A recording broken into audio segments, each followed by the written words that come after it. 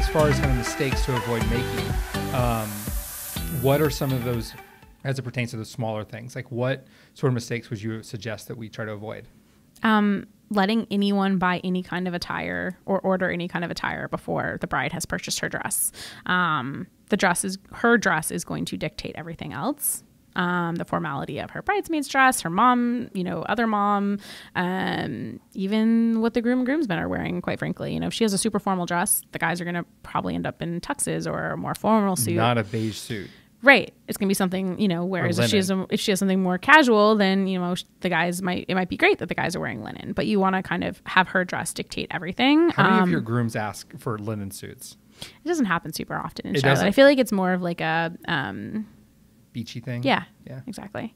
Not that it doesn't happen, but yeah. I would say letting any invitation go out before your wedding invitation. So, rehearsal dinner, brunch, don't let people get excited and send that before the wedding day invitation. Yeah. Does that happen? I mean, not to my couples. But yeah, you want to make sure that the wedding invitation is the first one to go out.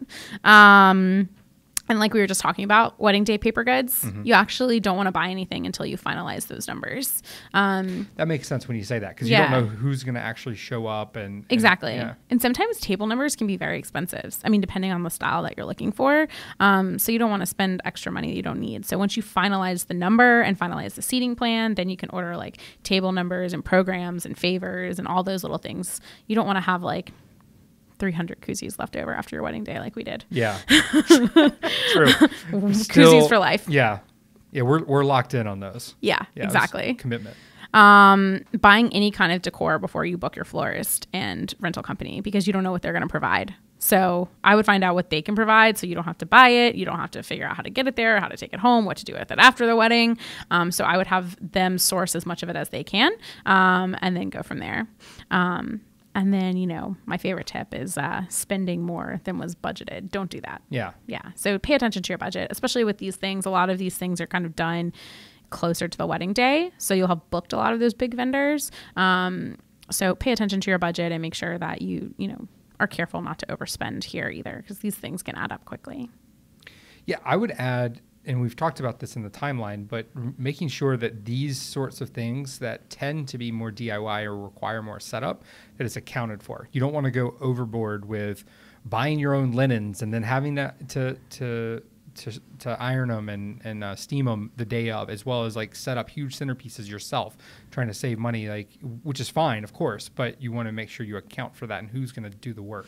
Yeah, if you're going to do that, make sure you account for it. Make sure you account for any extra fees that might come with for whoever's setting that up. Can you light candles in your venue? Yep. So make sure you know the restrictions of your venue, and what your team is enlisted to do and what they're not enlisted to do, and what the extra cost is going to be. If it's a ton of DIY setup and you only have a one team planner, they might need an extra assistant, or they might need to come on, on site longer. So those are things to know up front, so you're not paying extra later on in the planning process. Yeah. Okay. Nobody likes having to pay, extra fees closer to the wedding day. No surprises. Yeah. I mean, that's one thing too, we talk about planners a lot, but that is one thing that ends up being a cost savings, is when there's not these extra fees. Right. That end up kind of catching you on the wedding day.